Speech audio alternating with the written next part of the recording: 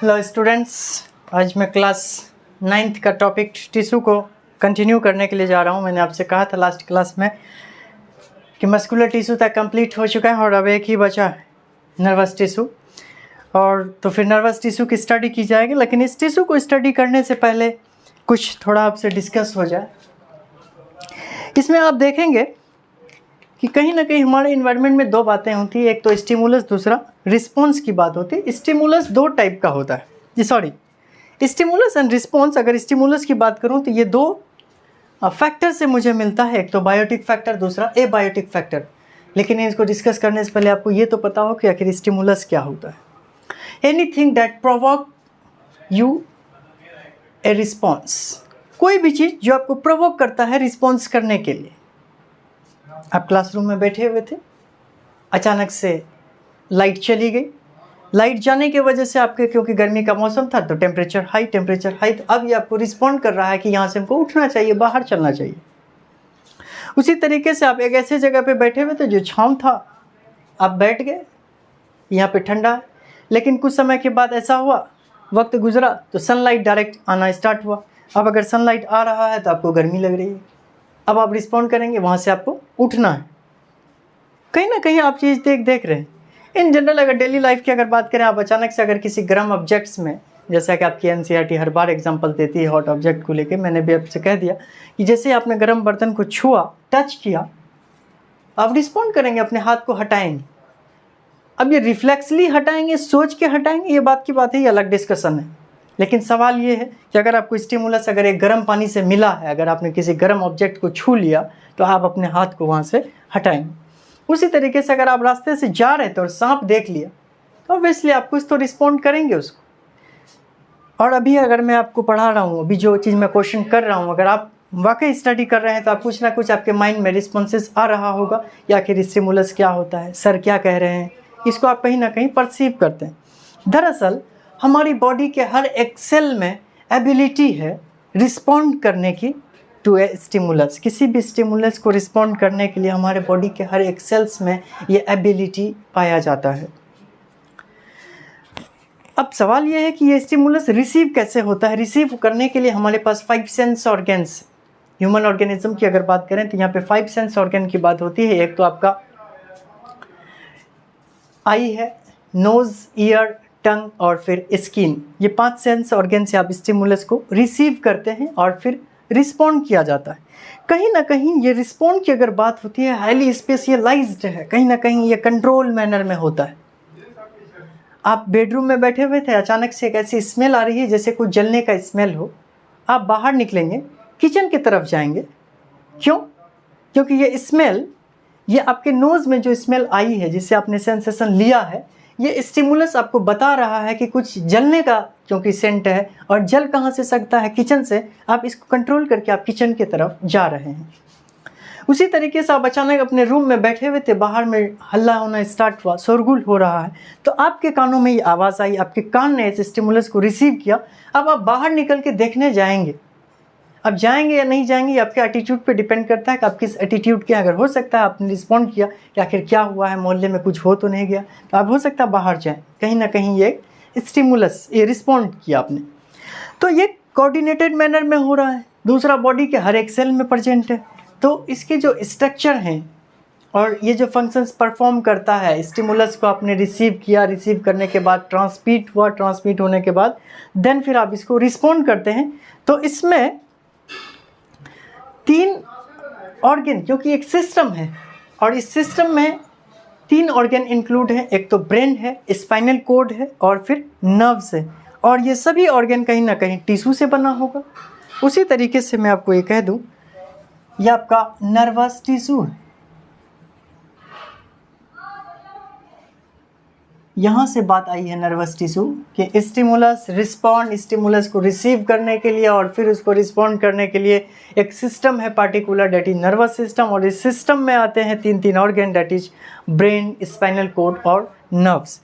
तो nervous system में nervous tissue basically आप यहाँ से देख लीजिए, ये आपका नर्वस सिस्टम है। और इस सिस्टम में, क्योंकि कोई भी सिस्टम जब बनता है तो अलग अलग ऑर्गन से बनता है, तो 3 ऑर्गन है। एक को मैंने कहा है ये ब्रेन है, और फिर स्पाइनल कोड, देन फिर नर्व्स है, क्योंकि ये सभी ऑर्गन है और ऑर्गन बनता किससे है? टिश्यू से, और इसी टिश्यू को नाम दिया गया है क्या? नर्वस टिश्यू, जिसकी आप अभी स्टडी करने वाले। Nervous tissue. एक बात बताओ बेटा, टिश्यू है, कहीं ना कहीं सेल की ग्रुपिंग हुई होगी, सेल्स का फॉर्मेशन हुआ होगा, और इस सेल्स को कहा जाता है नर्व सेल्स। क्या कहते हैं? Nerve cells. और इसी को प्यार से न्यूरॉन्स भी कहा जाता है। इसी को न्यूरॉन्स भी कहा जाता है। मैंने कहा यह स्टिमुलस को रिसीव करके रिस्पॉन्ड करने का प्रोसेस हाईली स्पेशलाइज्ड होता है, काफ़ी कंट्रोल मैनर में। सांप अगर आप जिस डायरेक्शन में देखते हैं आपको भागना उसके अपोजिट पे है। स्मेल जिस डायरेक्शन से आ रही है आपको किचन का अंदाज़ा लगता है और आप किचन की तरफ जा रहे हैं, काफ़ी कोऑर्डिनेटेड मैनर में हो रहा है। मैंने आपसे अगर पूछूं ये समझ में आया, आपने कहा यस सर और नो सर। एक तरीके का आपका ये रिस्पॉन्ड था काफ़ी कोऑर्डिनेटेड मैनर में। आप यस और नो में ही आंसर दे रहे, कहीं ना कहीं स्टिमुलस पे डिपेंड किया है कि मैंने आपसे पूछा क्या है। ऐसा तो नहीं है कि मैंने आपसे पूछा नर्वस टिश्यू क्या होता है, आपने कहा यस सर नो सर। क्योंकि स्टिमुलस जैसा होता है वैसा रिस्पॉन्स जनरेट हो रहा, कहीं ना कहीं स्टिमुलस के लिए काफ़ी स्पेसिफिक है और इसके लिए एक सिस्टम है। उस सिस्टम में अलग अलग organ, that is brain, spinal code, nerves. इसकी स्टडी आप क्लास 10th में करेंगे। यहाँ आप नर्वस टिश्यू की स्टडी करते हैं कि ये बना है नर्वस टिश्यू से। और टिश्यू में जाने से पहले क्यों ना इसके basic structural and functional unit की तरफ हम आए। इसका जो basic structural and functional units है उसको नर्व सेल्स कहा जाता है या फिर न्यूरॉन्स कहा जाता है। कहीं ना कहीं ये न्यूरॉन्स ही हाईली स्पेशलाइज्ड स्ट्रक्चर रखता है, जिसके वजह से ये नर्वस सिस्टम आज एक स्पेसिफिक फंक्शन एक कोऑर्डिनेटेड मैनर में कर रहा है। तो एक बार बेटा हो जाए न्यूरॉन्स के स्ट्रक्चर की स्टडी। स्ट्रक्चर ऑफ न्यूरॉन्स, वैसे तो इसमें 3 पार्ट होता है।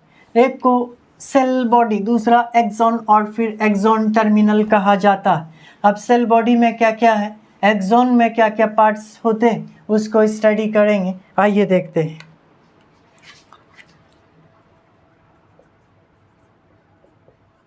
स्ट्रक्चर ऑफ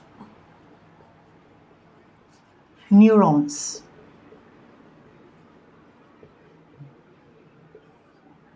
मैंने कहा, वैसे ध्यान रहे आपके एग्ज़ाम में, बोर्ड एग्ज़ाम अगर होता है तो उसमें ये क्वेश्चन आ सकता है, draw a level diagram of neurons.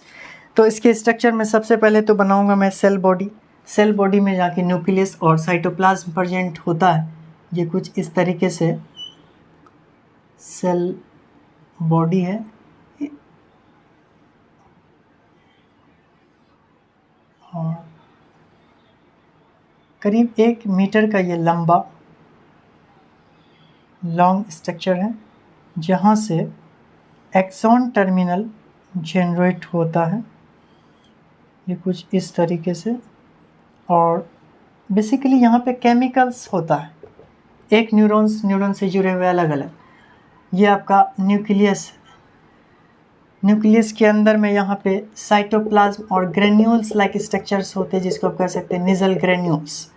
और ये एक्सॉन, एक्सॉन के अंदर में जो न्यूक्लियोप्लाज्म, सबसे पहले सेल बॉडी की ही बात अगर मैं करूँ तो इसी साइटोप्लाज्म से होते हुए एक ब्रांच लाइक स्ट्रक्चर होती है। इस ब्रांच लाइक स्ट्रक्चर को डेंड्राइट कहा जाता है।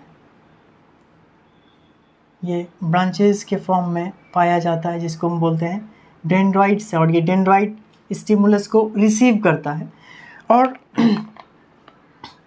मैंने कहा है ये आपका हो गया डेंड्राइट्स। और निजल ग्रेन्यूल्स आप कह सकते हैं कि ये निजल ग्रेन्यूल्स। और ये रहा आपका न्यूक्लियस। ये तीनों ही चीज़ मिल करके सेल बॉडी बनाता है।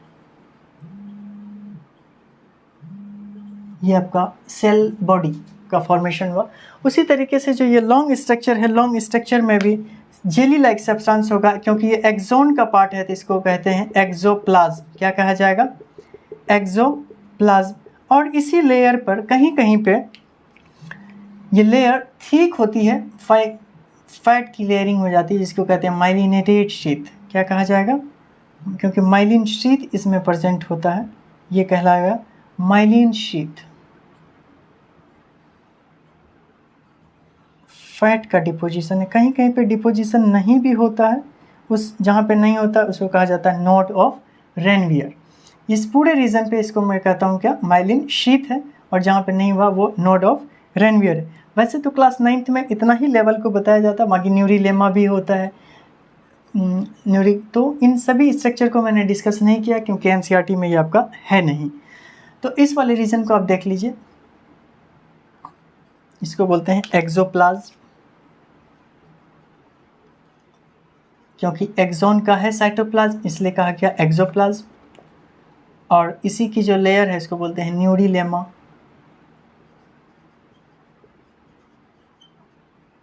न्यूरीलेमा, और ये रहा आपका माइलिन शीथ। माइलिन शीथ, और जहाँ पे नहीं है ये लेयरिंग इसको कहते हैं node of Ranvier. Node of Ranvier, और ये सभी चीज़ मिल करके बनाता है एक्सॉन। दरअसल ये एक्सॉन का पार्ट है, ये सेल बॉडी हो गया।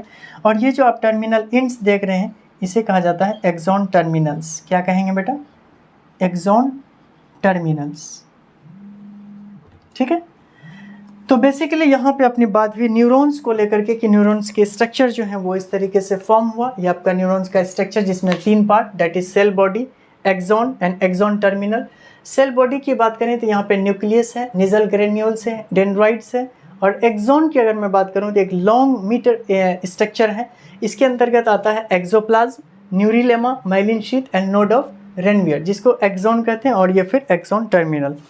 यहाँ से आपका ये नर्वस टिश्यू भी कंप्लीट, और अगर नर्वस टिश्यू कंप्लीट तो टिश्यू भी कंप्लीट। और अब अगले चैप्टर को डिस्कस करेंगे नेक्स्ट क्लास में। आज के लिए इतना ही, और मैं फिर से कह रहा हूँ आपको कि जो भी टॉपिक मैंने आपको कवर कराया है वो एनसीईआरटी से as it is board purpose के लिए है, और आप इंट्रांस पर्पज़ के लिए भी कर सकते हैं, दैट इज जेएमआई और एएमयू के लिए। और सबसे बड़ी चीज़, जो टॉपिक यहाँ पे कवर हो रहा है आप एनसीईआरटी से पढ़िए। अगर उसको पढ़ने के बाद भी अगर कोई डाउट आ रहा है, इस लेक्चर को करने के बाद आप एनसीईआरटी पढ़ें, एनसीईआरटी में अगर कोई डाउट आता है तो आप इसको कमेंट बॉक्स में ज़रूर शेयर करिए। डाउट को डाउट ना रहने दें, दूसरे चैनल पे जाने से अच्छा है कि यहीं पे क्लियर कर लें। आज के लिए इतना है, थैंक यू।